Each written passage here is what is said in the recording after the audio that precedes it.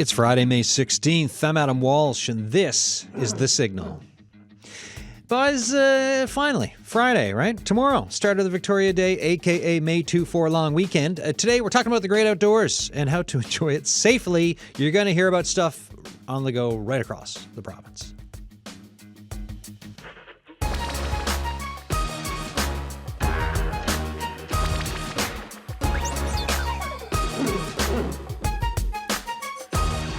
Yeah, so with the Victoria Day long weekend here, and it really is, it's that kickoff to summer-ish outdoor stuff, right? Because in Newfoundland and Labrador, we do stuff all year round in the outdoors. But with this kind of a summer feel to it, or, you know, the May 2-4 feel, like I guess I should say, we figured we would have a show talking about the great outdoors, right? Camping, fishing, hiking, safety, having lovely campfires safely, right? We've got Jeff Mott, who will be on at the end of the show, fire duty officer for the province, to give us an update around how to even go about doing that right now.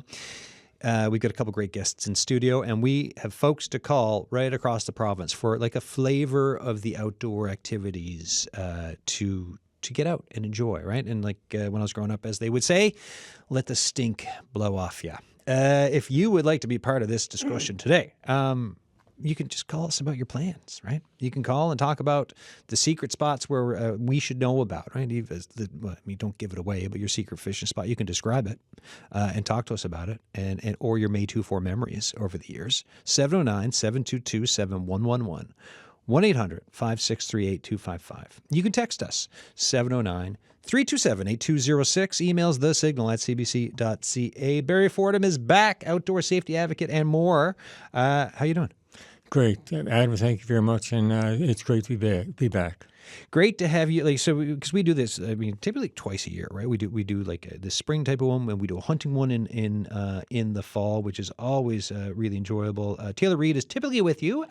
Taylor pulled up stakes and is out of town already for the long weekend this time. So Taylor, if you're listening, enjoy the weekend. You deserve it. Especially congrats on the latest education bit you've achieved, and I'll just leave that there. But you got someone else. You pulled someone else out. Kaden Sears is here. Hello, how you doing? Good, man. Not close enough. No, hey, it's all a learning process, right? Because you start with the microphone. Tell us a bit about yourself. I'm be 19 in 2 weeks. I'm from Shea Heights. And you're here. I mean, you like the outdoors, hey? Yeah. Yeah. What do you do? Tell me about it. I've been in the woods since I was about 5 years old with my dad. Yeah. Between hunting and fishing, between rabbits and ducks and moose and salmon and trout. Yeah, wicked. What? So give me a May 2-4 memory. I remember like one year for us growing up, because we used to go fishing in around Cullis Harbor because there's ponds in the back, right? So Dad would take my brother and I in. And then one year, so we park and we walk in what I thought, I don't think it's that long of a road, but at the time it felt like a long road. I remember we got in and, forgot the worms, right? So, next thing you know, Dad's got to go back and get them, hours of delay, and you go in, and some years it would be successful for fishing, others not. For me, the boil up was the most enjoyable part all the time. I was never, ever over. My brother, very good at fishing. I'm the opposite, very, very bad. I don't like very few fish caught over the years, but enjoyed, like I said, the boil up was the highlight for me, with the bologna sandwiches, a bit of mustard, and warming up in typically not overly hot weather. But there were one or two, I think, that were hot. Give me a memory with you and your dad over May 2-4. Well, usually we got a habit just going up to the cabin at our cabin in La Manche. Yeah. So it's typically the same thing every year. It's just a lot of family. So it's like me, my dad, brother, mom. And then grandparents, aunts, cousins. Lots of us be up at the cabin. What's the food situation like at this cabin over the long weekend? What are you folks digging into? Well, my grandfather is he's a chef. So that's pretty him good. and him and mom. Yeah. So they usually has a barbecue in the evening, and then the morning is my favorite. You get big breakfast. You get bacon, eggs, sausages, toast. There's something great about waking up at a cabin with bacon already cooking. Like the That's smell, my favorite. right? You wake up and it's got that, because you wake up, your eyes are closed, and you're like, well, I'm not home. bacon's there. You can hear some people in the kitchen, and it is just for me. It really is like a Newfoundland and Labrador picture that so many folks, even if you don't eat bacon, so many folks can identify with that waking up, the toast smell, maybe coffee in the air, a bit of the outdoors, or a hint of like wood smoke or something like that. Yeah, well, we got to wake up and everyone's already up because I like to sleep in. So Ain't nothing wrong with it. Yeah. So Mom and Pop are already up, got the bacon going, coffee's on the go, got the wood stove on. Yes. It's deadly. Yeah. Right. I love that picture. I love that scene. Barry, like, what is that? How does that speak to you? Just speaking about that and thinking about that, I can taste it, I can smell it, and I'm reliving it. Yeah. It was very a big thing back in my day for May 24th weekend. We'd, depending on who was with or whatever, we'd go off in backcountry camping in a tent and waking up with the snow on the ground, ice on the tent, having the tent being flooded. I was one of the first of the boys to have an air mattress, and that didn't go over well with everybody else.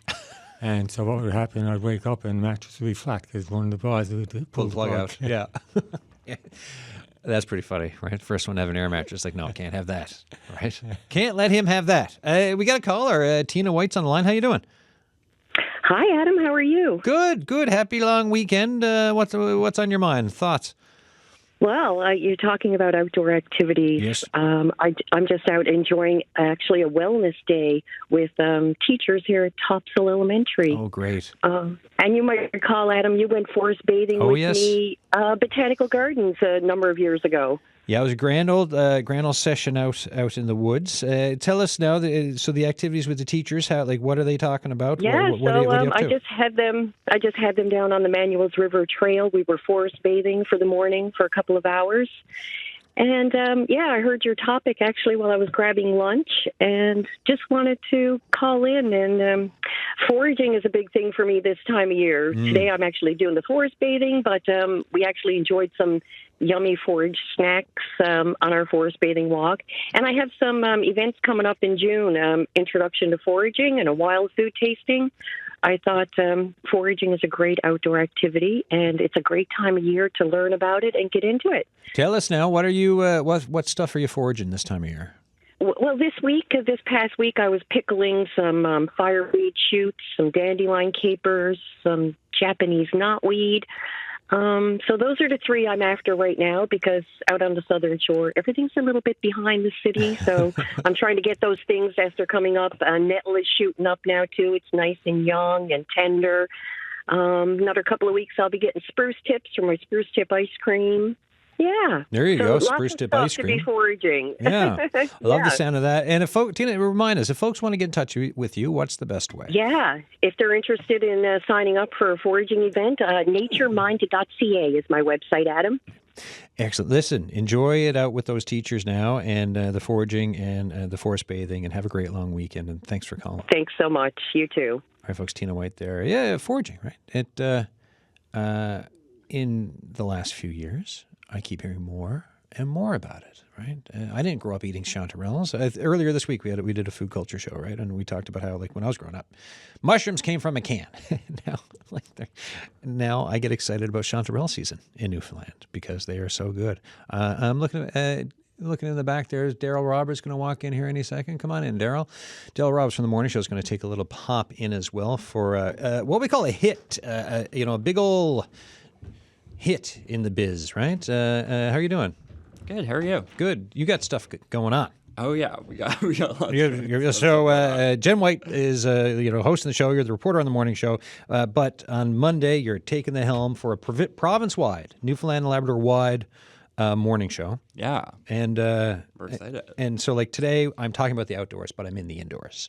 You are going to be talking about the outdoors on Monday. We'll be in the outdoors. That's right. So we'll be at Peppy Park Campground Monday morning, beginning at 6:40 to 9. We'll be broadcasting live from, I think it's Site 128 in Peppy Park Campground. That's the plan if the weather stays relatively dry.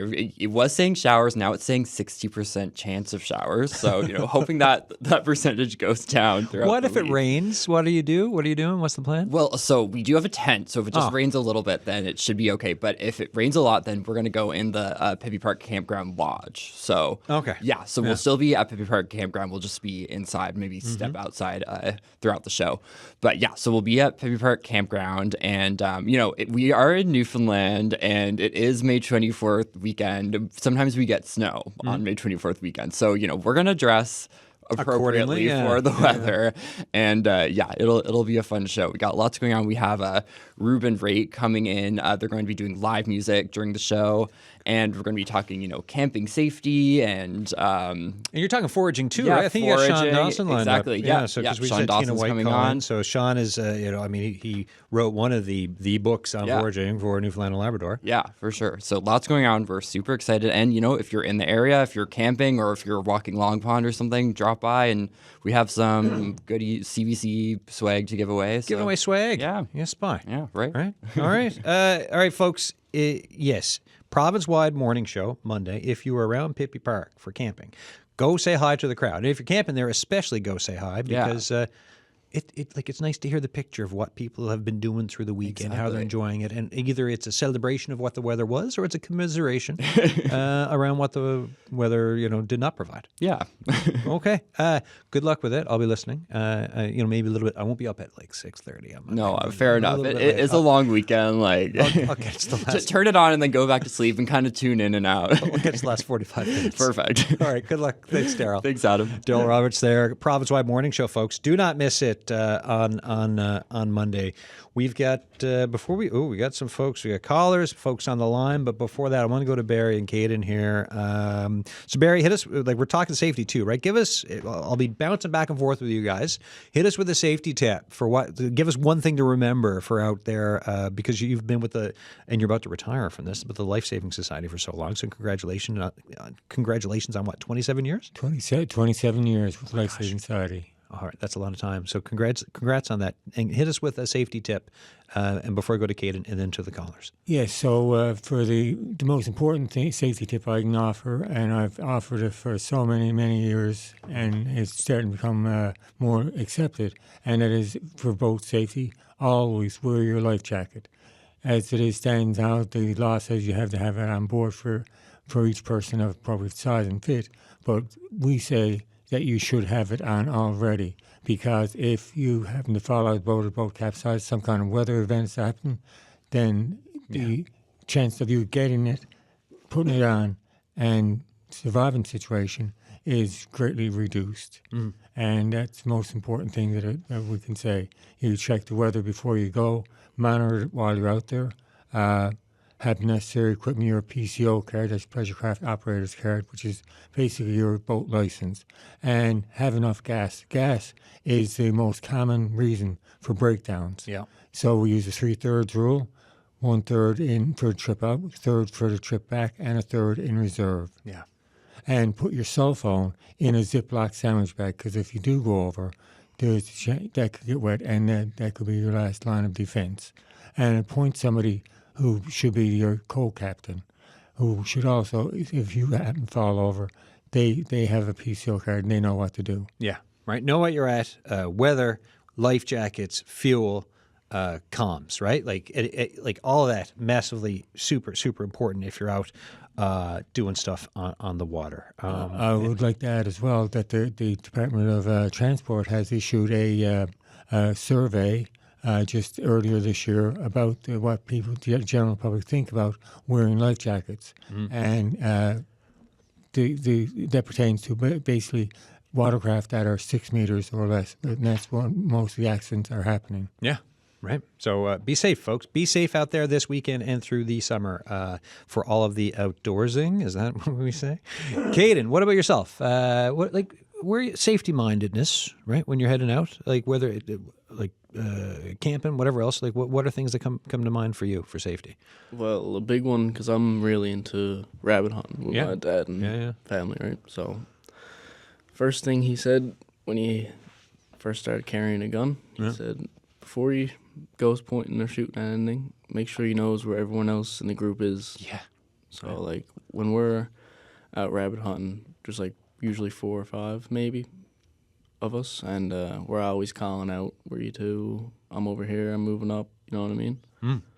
Well, and I think that can be extrapolated for like even so. Yes, right, rabbit hunting, but like even for going out, if you're hiking, whatever else, if you're in a group, know where folks are to, be able to communicate with people, have plans to let people know where you are, and all of that. Like communication is so like for stuff that that can sometimes end up in a search and rescue situation. Communication is such a key part of it. Let's go to the phones. We've got Rick Noseworthy on the line. Rick Noseworthy, president of the Newfoundland Trailway or T Railway Council, president of Avalon T Railway Corporation. How you doing? I'm doing great. How are you? Goodbye. What does May 2-4 weekend mean for ATV drivers around the province? Tell us. Well, with us, it's, I guess, it's the unofficial kickoff of our season. The diehards ATV all year round, but there's a lot of us that have them in their sheds, and now that they're getting opening up their cabin or going up to the cabin for the first time, they bring their ATV with them, and the season starts for them. And a lot of them, if they don't moose hunt, it ends in Labor Day. So it's a good time of the year for us, an active time, and we always encourage people, obviously, to be safe. Where are the busy spots that folks are flocking to this time of year? Ground zero would have to be Deer Park, British Junction, Ocean Pond on the Avalon, those areas, of course. But anywhere where there's the cabin and water and a trail is a busy spot this weekend. Yeah. Safety-wise, what do folks need to keep in mind? Well, number one, just like a life jacket with us, our number one safety thing is a helmet. Yeah. You got to have a helmet. You got to wear a seatbelt. Got to ride clean and sober. That's the big things. Yeah. And of course, one of the big worries we have this weekend and all summer is the ATVs being used as babysitters. Go tell me more on that. Well, you get a child that's 13 or 14 years old, and that's certainly in the gray area. If you want to hang with mom and dad. And a lot of times I say, well, if you come out to the trailer, if you come up to the cabin, well, the ATV is there, and that's usually the stick in the carrot thing that makes them go. And of course, that's a great thing to do if mom and dad is going to go with them. But when it's just used as a babysitter, come up and go, that's when it's going to be and continues to be problematic. Yeah, right. So keep that, yes, of course, right. And it's not the 1980s anymore. Let's keep some stuff in mind. We are safer today, or we're supposed to be. Keep the helmets in mind. Rick, what are you at the weekend? Well, I'm at my place here in Deer Park now, and I'm in a bit of both worlds. I'm trying to get my boat in the water, and I want to do a bit of ATVing. We're looking at doing a few safety things with the RCMP this weekend. There's a big summer safety launch taking place down in Ferryland that we're partnering with the RCMP at the Ferryland Detachment. There's going to be fun and games and talk about ATV safety, bicycle safety, and a barbecue. So that's a big thing, trying to get over to that. So there's safety patrols on the go or checkpoints. And like I said, trying to get a boat in the water, and it'd be nice to catch a trout. So you're the fellow with the helmet and the life jacket.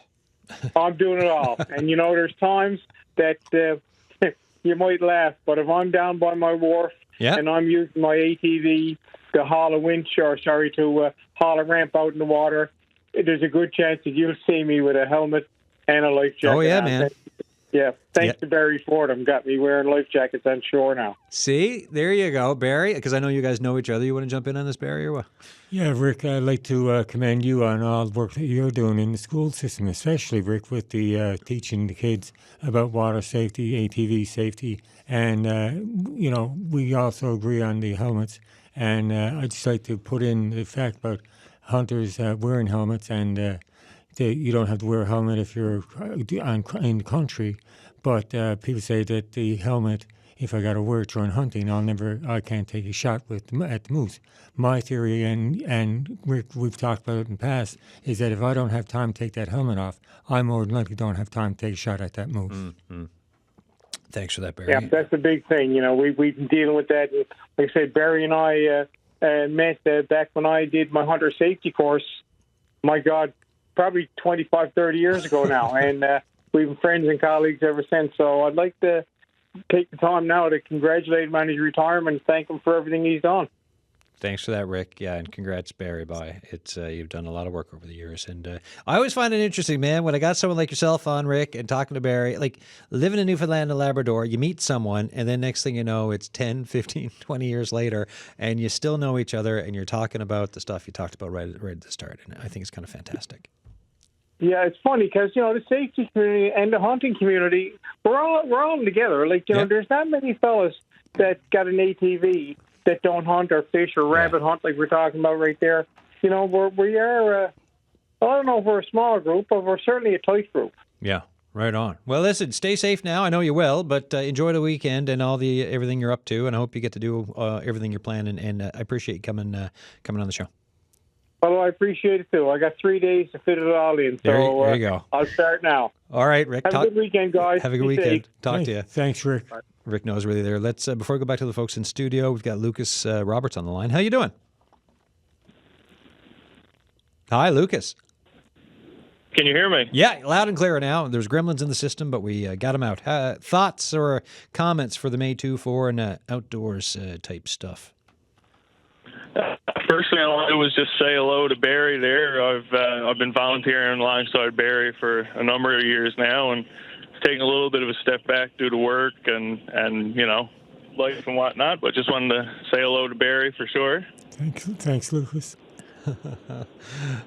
And what are you at? You doing anything out and about now the weekend, Lucas? What are your plans? Yeah, we're heading down across the island there now. We're out we're actually on the highway. Me and my buddy Ron, we're going to do some fishing out around Central, around Gaff Topsails area. Try out some new ground and new country. There you go. What's the highway driving like today?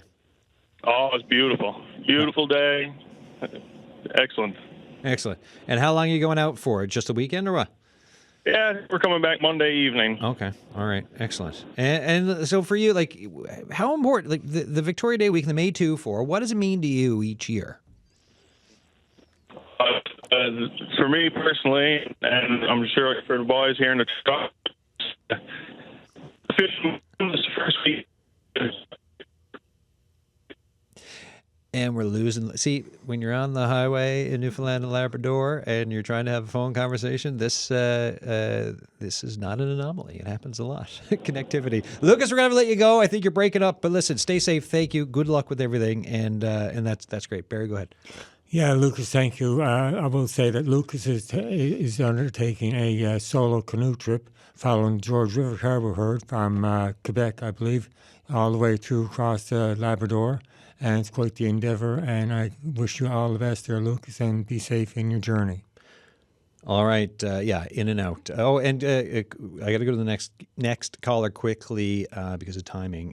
Derek Roll is on the line, co-director of the Paradise Backyard Ultra. So we're talking camping, we're talking fishing, we're talking outdoor stuff. But in recent years, the trail running, right, has really increased in popularity in this province. Derek is on the line. How you doing? I'm doing great. How are you folks doing? Good. Now, this is not this weekend. This is next weekend, the actual May 2-4. Tell us about the Backyard Ultra. Yeah, the reason why it's not this weekend, because this weekend is such a popular event in Newfoundland. There's no way we would be able to pull an event off without volunteers. Yeah. And most of our volunteers are gone out on the road now camping. So they come back next weekend after a great opening of our summer kind of weekend festivities.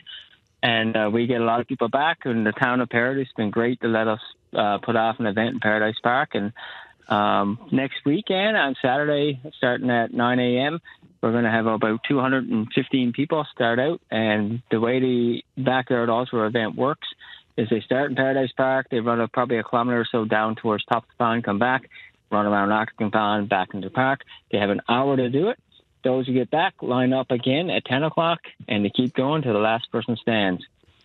How long did last year's go?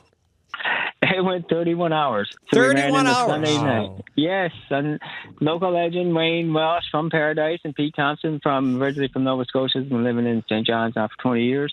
The guides with a bunch of other people were pushed 30 hours each, and then Wayne said after 30, I'm going to focus on my race in France, which he had coming up in August. And Pete went out and did the last lap on his own, because the way this event is if two people quit, nobody wins. The winner is the last person standing, and that person is to run a lap on their own. Pete went out, ran a lap, did 208 kilometers starting Saturday morning, finishing Sunday evening, 31 laps, and won the first event. This year, much bigger field, 200, and we're hoping it's going to go into 36 to 40 hours. So one of the things we did find is that the town of Paradise and the whole Metro Avalon got behind it, following us on Facebook, because the way the race starts is every hour on the hour.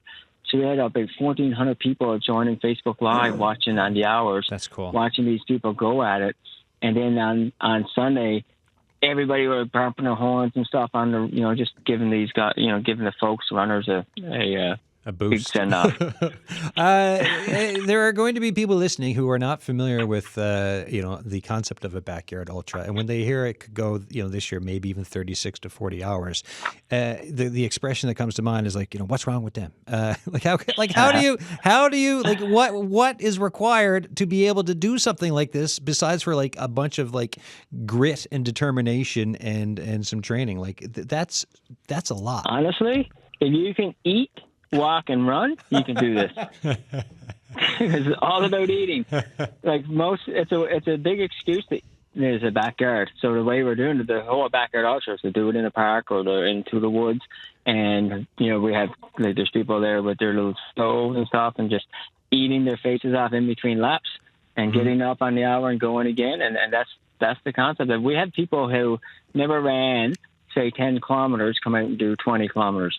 Or we had people who only did 20 kilometers in their life go do 100 kilometers, because it's such an event. It's not about speed. It's about how long can you go. And how much can you eat? How long can you go? That's wild. It's so interesting. I've got some friends who are going to be running it. Well, listen, good luck next week, and thanks for talking to us about the Paradise Backyard Ultra and just giving folks a bit of an idea of what it is. And folks, you can Google, check it out, Paradise Backyard Ultra. Check out Facebook if you're curious about it too. Derek, thanks so much, and enjoy your long weekend in the lead up. You folks are welcome. We, stay safe for everybody out there. Looks like it's going to be a great weekend. Stay safe. And if you're, free next weekend, drop up to Paradise area, Paradise Park, and cheer on the 200 local runners who are going at it. All right. See you, Derek. Thank you so much. Thanks, Derek. 40 hours maybe of every hour running a lap. Oh my gosh. Well, when I was a hunting guide out in Central at the moose hunting camps, I guided these two Slovenian gentlemen one time from former Yugoslavia. One gentleman was a rather robust gentleman, and the other guy was in shape. We got three black bears in one day on the first day. And the other gentleman then came with me. I hollered on a map one day. Mm-hmm. He said, "I'd like to go there." Mm-hmm. And I said, "My God," I said, we get there. I don't know if we're going to make it back. Mm-hmm. When we made it back to the lodge, I guesstimated it would be 26 kilometers. I was just about gone, but I wasn't giving in. I said, "Where are we going next?" Yeah, there's, once you just got to push yourself, right? Kaden, how are you with long distances and in the bush, in the woods? I don't mind walking, because salmon fishing is a lot of trying new spots, walking up and down the river and around, trying to maneuver your way around. Yeah. But, I'm not too... It's not too bad. I don't mind walking. So, for fishing, what's your favorite type of fishing to be at? Salmon fishing, for sure. Why? I don't know. It's something about just when the fish comes up and takes it. It takes it like a savage. Yeah. It's crazy. What, where in the... where do you like salmon? Where do you go for salmon fishing? Up northern Newfoundland, Northern Peninsula. Right on. So you guys you'll just go and drive up? Yeah. Right? Amazing. Right? Northern Peninsula. Oh, and you tie your own flies? I tried it a couple times, but usually it's my dad's friend to tie me up a couple before the start of the season. Yeah, right.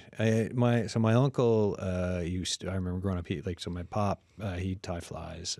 At least that's my memory of it. Someone in the family who's listening will probably correct me later if I'm wrong. I remember my uncle tying flies growing up. And then just going up, for us, it was for me growing up, Terranova River, again, I've established that I'm not great with outdoors stuff, so it would be me sitting on a rock being eaten by flies, watching my pop go salmon fishing. So, I mean, that was my experience. And again, waiting to get back to the cabin to eat. My brother, much more successful on the fly fishing side of things. It's great reward to hook, whether it be a trout, salmon, or whatever, on a fly that you tied yourself. And I used to tie my own flies, take the Labrador with me to sell to the sports and that. And I used to get back in the day $3 a fly because I couldn't undersell the lodge. And my flies usually outlast and outfish the lodge. We've got Julia Endicott on the line, promotions officer for Western Newfoundland and Labrador. Julia, how you doing? I'm doing great. How are you? Good. So are you in Gross Morin right now? Yes, I am. What's the weather like? It's sunny outside. It's a little bit breezy, but there's lots of blue skies. There you go. Blue sky, a bit breezy, but we'll take it. What's on the go in and around Gross Morin for this weekend, and what are folks excited about? It's the beginning of the summer season here in Gross Morin National Park, and a wide range of activities and experiences are waiting for visitors. While many of our interpretation programs have not yet started for the season, the Visitor Center and Discovery Center are once again welcoming visitors with information about this special place. Our campgrounds are also open. It's best to book in advance as spaces may be limited for the first camping weekend of the year. Many trails are also open and ready for well-prepared and adventurous travelers of all ages and abilities. Information on the facility opening hours and campground reservations, as well as trail conditions, can be found at pc.gc.ca/Gross-Morin, or you can call our information line at 709-458-2417 to speak with our knowledgeable Parks Canada team members. The Visitor Center in Rocky Harbour is also now open year-round for visitors to stop by any time of year to check out the new facility and exhibits. How long have you been working in your job for anyways, Julia? I've been in the promotions officer job for almost a year and a half now, but I've been with Parks Canada this is my 7th year. Okay, 7 years with Parks Canada, a year and a half. What, for promotions officer, other than talking to me on the radio, what types of things do you do as a promotions officer? So I have a wide range of duties. A big part of it is promoting the Western Newfoundland and Labrador field unit. I attend trade shows. I organize familiarization tours for travel writers. I also take care of film permitting as well as drone permitting, as long as, it relates to a promotional nature. It's a great job. I love it. No. I mean, I'm just thinking of working for Parks Canada, being in Gross Morin, and you're the promotions officer. When you start, what's the biggest, other than the fact it's gorgeous, what's the biggest selling point, do you think, for your favorite part about Gross Morin and everything that goes on there in the summer season? Oh my, that's a really big question. Well, I grew up here, so I have a deep love for this area. But being able to do some hard hikes and feel really good about yourself afterwards, I really enjoy doing that. And just spending time in nature in general. There's always something special to see, no matter what trail you take. Awesome. Barry, did you want to say something before I let Julia go? Yes, thanks, Julia. I have a question for you. And there's part of Gross Morin trails or something that are closed now because of the young animals being born, birds being hatching eggs and that? Yes. So our Gross Morin Mountain Summit Trail is closed to visitors until June 28th, and this is an annual closure every year.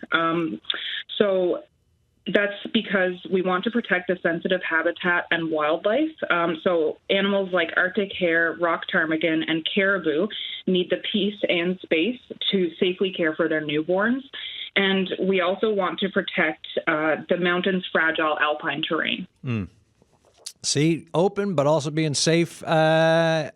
Julia, thank you so much for the update, for talking about everything about Gross Morin, and it's just neat to get in touch with you. So enjoy the weekend. I know you're going to be busy, so thanks a lot. Okay, thanks so much. Take care. You too. Julia Endicott there, promotions officer for Western Newfoundland and Labrador. Speaking of national parks, right? So we were talking Gross Morin there. Terranova, right? I was looking things up. I got some info. One cool item about Terra Nova is that the park is officially designated as a dark sky preserve, the only one in the province. And so this is, various ways for folks, if you want to connect to the stars. Terra Nova is the spot to do it, right? To go out, take a look. When it gets dark and it's not cloudy, it looks great. When it's cloudy, you know what that looks like already. So just wanted to put that out there. And yeah, Terra Nova will be, just check the sites, but there's stuff opening up there for the big kickoff for the May 2-4 as well. On the line, we've got Grant White, Recreation Director for the town of Twillingate. What are you at? Hey, how are you? Goodbye. How's everything in Twillingate? Pretty good. Pretty good. The weather's a little bit chilly and a little windy, but the sun is shining, so we can't complain. We had a great time when the show was out in Twillingate, and I really enjoyed taking a look at the trail system out there. How's stuff looking now for the trails and for trail lovers if they're wanting to go out, check out some icebergs and be hike around? Yeah, this time of year now, Twillingate certainly has a lot to offer. If you want to visit museums, you got boating and kayaking, but obviously right now iceberg and whale watching is great. But you can do that all on the Rock Cut Twillingate Trail System. Kind of a newly branded logos and upgraded system, and it's pretty good if you can go on the head of a trail and watch whales and icebergs drift by. Yeah, and it's really easy. Like when you go to Twillingate, that trail system is so easy to get to, right? You're not there's parts of it you can just go right out. It's just not much of a drive, and the trails are right there, and it's such a gorgeous view. Yeah, it certainly is. We have about 60 kilometers of trails that have been upgraded to date. Again, they're both on the North and the South Island, varying degrees of difficulty as well, so good for multiple users. And you know what? They were built, not only for tourists, but also for locals as well. And like you say, it's probably one of the best systems we have on the island. Yeah, no, it really is something to brag about, right? It is so nice. I saw the iceberg map, and there seemed to be a bunch this year. What's the view right now with how many icebergs are you folks seeing? So last night I was on a hike, and I probably counted, 4 or 5, that were a little bit closer to land, but multiple in the distance. So we're hoping, with some more northerly wind and the right tides that we can get more closer to shore. But yeah it's hopefully going to be a great year. And what are you at the weekend? For me, I'll be doing some hiking. I've got some great trails. Horny Head Cove is one of my favorites, so I'll be hitting that one for sure. But there's many more, we got sea caves and sea stacks and, a lot of things to see. So hiking is probably one of my favorite things. We also have a running club on the Rock Cut Trail System that meet every Saturday as well, so that's a little bit of fun. So that's probably what I'm going to be doing. Excellent. Grant, thanks for coming back on the show, and enjoy the weekend. And I hope the season is fantastic for Twillingate. Okay, thank you so much. All right, dude. Grant White there, Recreation Director, town of Twillingate. There's so many great spots to visit in Newfoundland and Labrador, right? So many things that once you start to know about different communities and what they have, whether it's the trail system or some of the camping stuff, and also we're talking outdoors today, but there's not no shortage of indoor stuff to be at too. Barry, your thoughts? Yes, when I seen Grant White's name come up, I'd like to send out kudos to Paul M. White. He's out in Central, and he's taken around himself working with the Irma, I believe, growing and hatching baby salmon and in school systems. Right. And just recently they released the fry out into the Exploits River. So kudos to you, Paul White. That's great work. Kaden, for you, so we talked about, you're going to Northern Peninsula salmon fishing, right? We talked about your cabin, where that's too. Where else, or what are your favorite parts for the island for traveling, or are those it, or is there anywhere else? No, well, now in August, I think, my family always goes up to Eastport, near Twillingate. Yeah, Eastport, right on. Yeah. What do you like about Eastport? Well, we goes in a lot of family and friends from Shea Heights. We all rent out all the cabins, and it's just like a bit of a time. Yeah, bit of a time. Nice. How long do you go out for? Usually it's 4 nights, I think, 5 days. Yeah. But I think I might have to cut it short with work this year. Work can be annoying. All right, let me see. Who do we have next on the line? We're cycling through, right? We're talking. We're just in Twillingate. We were in Grossmoran. Let's go up to a spot just outside of Happy Valley Goose Bay, and it's Gosling Lake Campground. We've got Natalie McLean on the line, the owner. Natalie, how you doing? I'm great. How are you? Good. How's stuff looking for the long weekend at the campground for Gosling Lake? Everything is looking pretty great. We had a little bit of snow unexpectedly late last week. There you go. We're a little bit behind. How much has melted? Because I saw, how many centimeters did you get last weekend? Because I saw pictures and it's not what I wanted to be looking at this time of year. I want to say 43, but don't quote me on it. It felt like tons and tons because we had no snow left at all.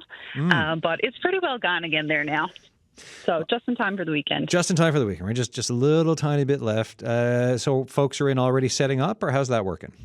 Yeah, so we have a bunch of seasonal lot holders. They've been moving their campers in now over the last week. Today is the official opening where we're taking nightly rentals again. We also have a couple RVs which we rent out. So we're starting to see some locals who are just doing the nightly thing trickle in, and of course getting bookings from tourists as well. What is it that you enjoy about the kickoff to this season? Oh, my Lord. The outdoors is just amazing. It is absolutely beautiful. We are actually situated right on the lake itself. It's quite the view. And, of course, just being inside. The mental health piece is what gets me most excited. Yeah, I mean, it's big, right?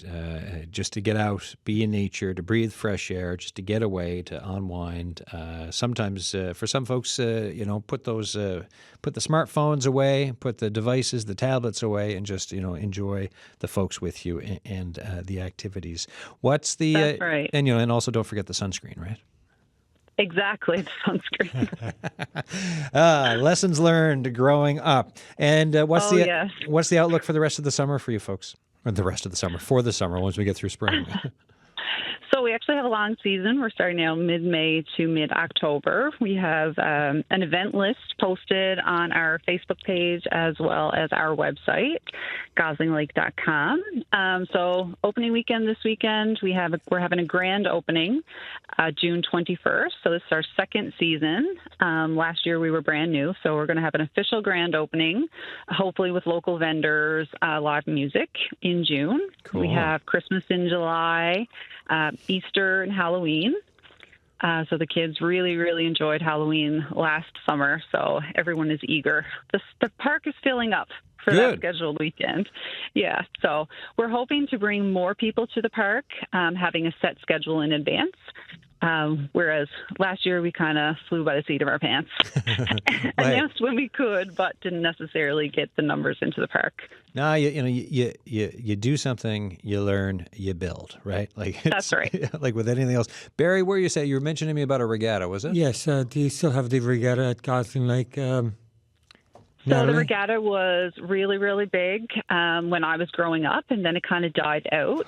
We are hoping to revive it. Yes. It definitely won't be this year, but in the future, we hope to have the regatta back up and running. Like I said, the local vendors and a whole bunch of racing. We do have the original canoe still in the park.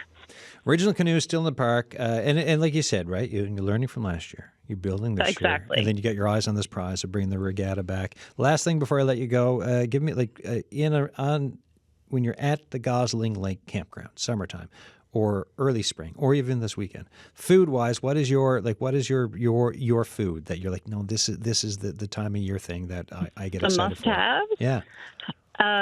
Cheddar sausages are my big thing on the barbecue. There you go. And s'mores, of course. You always have to have the s'mores. Yeah. Cheddar sausages. Oh, and if I was going to say one other thing, Towton breakfast sandwiches. That's my go-to every weekend at the campground. What's on your Towton breakfast sandwich? Towton, cheese slice, egg, bacon, and mayo. Are you fantastic? Are you a runny yolk kind of person or hard yolk? Hard yolk on a breakfast sandwich, but I could do either. All right. See, I tend to like runny, even though it's a mess. Barry, what was the other thing you were going to throw in? Well, one of the Labrador staples that I really enjoyed, and I really missed the big land, is the flummies. I used to make flummy raisin buns, which was I'd make the flummy itself, then I'd tear off pieces into a bun, and I'd stick raisins into it, and the Americans used to love it, along with a fillet of trout, mud trout or brook trout, that'd be 3 to 5 pounds. There you go. Love the sound of that. Natalie, I'll let you get back to work and enjoying it, and enjoy the Towton breakfast sandwich now. Thank you so much. All right, cheers. Natalie McLean, their owner, Gosling Lake Campground. Yeah, it goes back to that, the food and conversation, which, we had earlier in the show, also earlier in the week for this show, but Kaden, as you were mentioning, right, wake up in the cabin, you get the smell of bacon there, and to bring in then a Towton breakfast sandwich. I mean, is this in your neck of the woods as well? Are you a Towton breakfast sandwich young man, or what? I don't know about the breakfast sandwich, but I do like Towtons with my breakfast. Towton's pretty good. Yeah, I enjoy it. It's been forever since I've had Towton, so maybe this will be on my list for this weekend for Adam Walsh's. Even though I'm not going outside this weekend, I can still do it at home and pretend I'm out camping somewhere. Even better than flummies would be the ringalls. What are ringalls, Barry? Ringalls are like a flummy, but they have used to have the caribou meat or moose meat in it. That was already pre-cooked. I'm looking now as we tick down in time here. I'm just looking at, because we had a little bit of a safety talk. I'm just looking through. Hit us up with some other things, Barry, for just what to keep in mind. Yes, I was talking about campfires, which is a staple to have the boil the kettle and have the great boil up with the weather and dryness. And we're experiencing more fires, I believe, because of the global warming. Yeah. And the snow we don't get as much snow anymore. It melts a lot sooner, and we don't get as much runoff. So when you have a campfire to boil the kettle, especially in summertime, there's a certain distance, I believe, you had to be. And it's, I believe, not more than 6 feet from the water's edge. And no matter where you have your fire to, you always want to make sure that it is completely out. We had an American up to Austin Lake Lodge one time. He threw his cigar over the side, and a couple hours later, we had a fire going on, and it was down almost 4 feet that we had to dig up. And, of course, when you're driving on the highways or wherever you're to, if you happen to be a smoker, please don't throw your cigarette butt out through the window. And if you must, make sure you snuff it out before you throw it out. Yeah. I still see that driving around town here sometimes. Like, boss, don't be at it. Like, throw a lit cigarette butt out the window. Like, come on. And it is a form of littering. When I was a fishing guide, I used to get laughed at because I'd have a Vienna sausage can in the Gann River boat, and that was good. And that would the Americans would put their cigarette butts in the can. I would empty it at the end of the day. I also used to have an onion sack, about 50 pound, that it would hold. I would take that and throw it over the side of the boat, and I used to put the beer in that to keep it cool for the Americans. Food fish, we're talking about the outdoors, right? Food fishery is going to come up. Also, you've been advocating for a few years now. Yes, indeed. I have been advocating for a safer and fairer system as far back as 2014 or even further than that. I've recently just formed a new Facebook group called the Food Fishery Fighters. You can find that on Facebook. We have a petition on change.org, and we want to see the food fishery changed altogether now. We call it food fishery. The DFO calls it the Newfoundland and Labrador recreational cod fishery, which has a definition. We are not fishing for recreation, we are fishing for food. We want to see, because moratorium has been declared over last fall, and commercial quotas have been allocated to Newfoundland and Labradorians who we support, Canadians, and also foreign countries. We want to see the season open now from Canada Day weekend to Thanksgiving Day weekend, 7 days a week, and up the quota from 5 fish to 10 fish. And this promotes the safety because of the weather, and also addresses now the food insecurity issue. But we'd like to put a little more, the food insecurity crisis that we're facing here in Newfoundland and Labrador, as is told by Josh Schmee of Food First NL. Yeah, right. There's a food security conversation to be had for Newfoundland and Labrador. We've got high rates of food insecurity in Newfoundland and Labrador. There's a big discussion to continue there. And folks, we will be planning more shows all on those topics. Jeff Motti is on the line, Supervisor of Forest Protection for the Government of NL. Jeff, how you doing? I'm doing good. How are you doing? Good, man. Thanks for coming on the show. I know you get a lot of requests. I appreciate you talking to us at the end of our show here about, for the May 2-4 weekend, for the Victoria Day long weekend. Where's your head at going into this weekend for fire safety and just the status of the woods for Newfoundland and Labrador?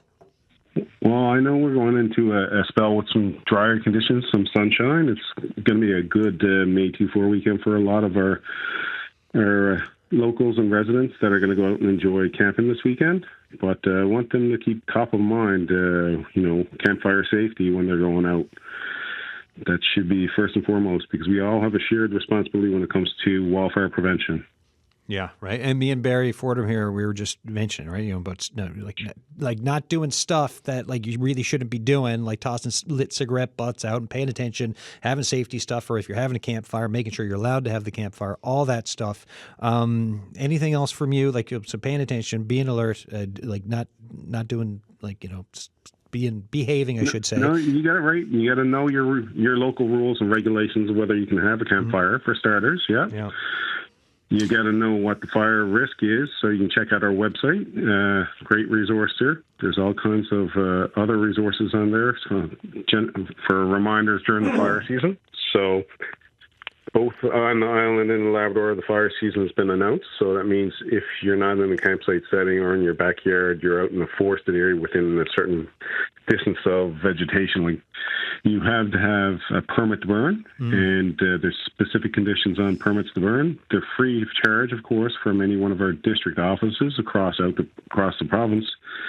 And when you go and get a permit to burn, our staff members across the province will more than likely love to have a chat with you about all the conditions, so you know what the rules and regulations are in regards to that. But if you are having a campfire, you've hit some key points there. You want to make sure your site is prepared. Mineral soil is best to place your fire pit on.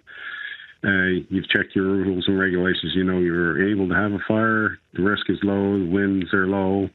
So you're going to have your campfire before you have your fire. It's good to have the tools there alongside you, easy access to put it out in advance before you have your fire. I always kind of have my garden hose alongside, or a shovel or a bucket or whatever be the case.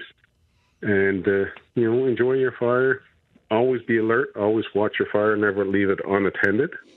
When you're done with your fire, of course, that's when you want to make sure you soak it, you stir it, you make sure it's fully extinguished before leaving for the night. And those are some great tips and tricks you can tell your audience. There you go. I appreciate that, Jeff. I hope you enjoy your weekend, and that I really hope you're not too busy. And I'm sure we will be in touch, sir. But thank you so much. We'll call anytime. Have a great day. All right, you too. Jeff Motti there, Supervisor of Forest Protection, Government, Newfoundland and Labrador. We're out of time, boys. A quick, 5-second word from each of you before we hit a song to take us out. Barry Fordham, last word. Talk about the food fishery again. The fishing off the rocks is becoming very popular, and I'd like to say that, you're going out fishing on the rocks. It's a good idea to wear a life jacket and have a throw rope in a bag. I'd also like to send kudos out to my colleagues, Lucas Roberts, Taylor Reid, and my son Shane Fordham, who are directors on the board of directors with Sharing the Harvest and the other groups that we have on the go. Kaden Sears, first thing you're going to be at once you go out of town, if you get out of town this weekend? If I can get out, I don't know. Probably go trouting at the pond next to my cabin. There you go. Enjoy that now. Thanks for coming in for this. Yep, thank you. All right, folks, that's it. Gardening on Tuesday. Gardening and beekeeping on Tuesday. Yes, beekeeping. Be safe out there, folks. Thanks for listening.